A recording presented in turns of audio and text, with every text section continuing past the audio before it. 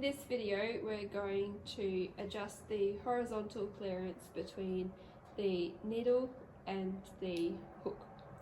This video works in conjunction with the video on adjusting the hook timing, and some of the steps are in that video, and then this just fits into it.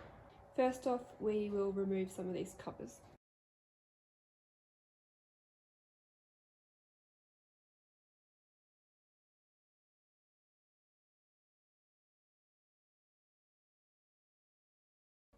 So I've already made the mark on the needle and on the needle bar, which are part of the timing setting or checking.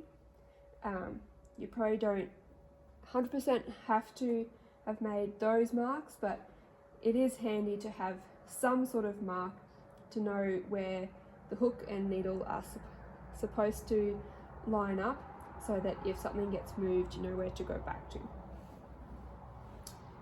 So we will wind this through to where the hook meets the needle. See my red mark there on the needle, and the hook's in line with that now. Then we tip the machine back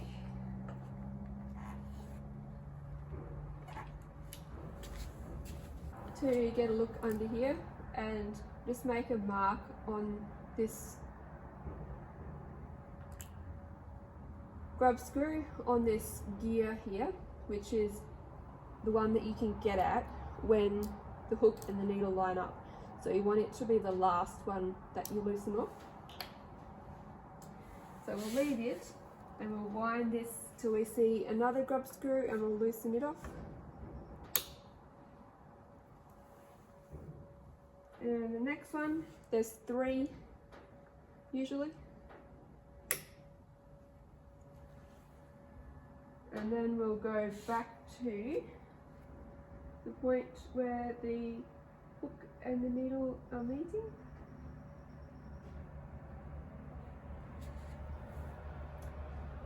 And that screw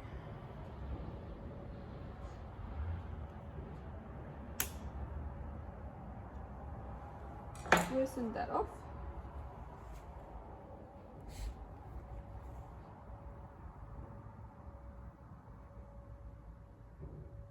It did move a little bit then, so just changing it back to where it was, lined up, so we can push this one over.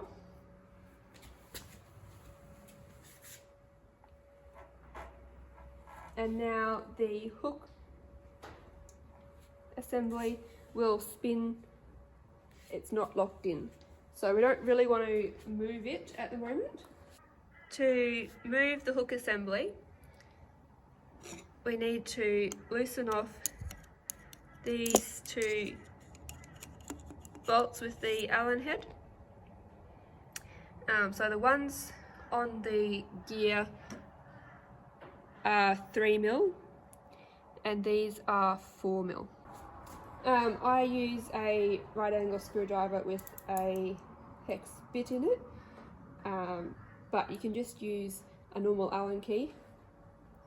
If it's not long enough to get in there, you just need to take these 2 little plates off as well. So if we loosen these 2,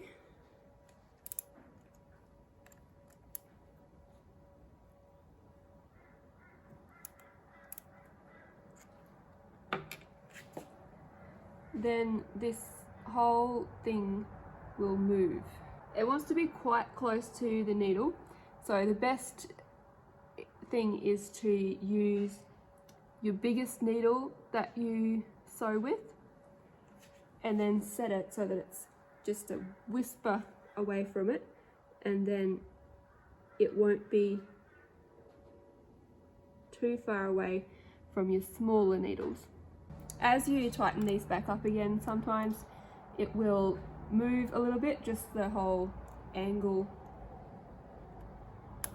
like pushing it down on this side can make a difference. So if you just tighten them up and then have a quick look again.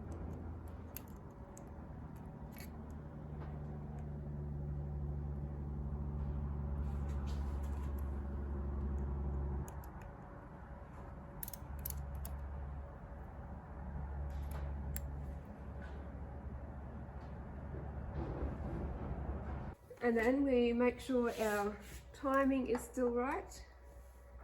It seems to have moved.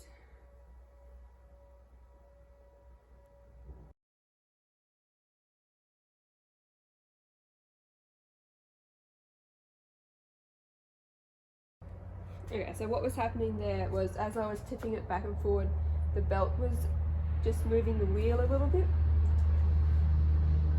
Just something to be mindful of. Now I've got that in the right place. Move this gear back over to mesh up. Just keep double checking that it's still in the right place. And then we'll tighten this up again. So I usually just do that one and then give it a wind through, make sure it feels good, see if it's happening. So just do that until it feels good and looks good. So by feels good, I mean that it's not really tight to turn the flywheel. If the gears are meshed together too tightly, the flywheel will be tight to turn at some points. So we want it fairly smooth. And our hook going past the needle as the needle's on its way up.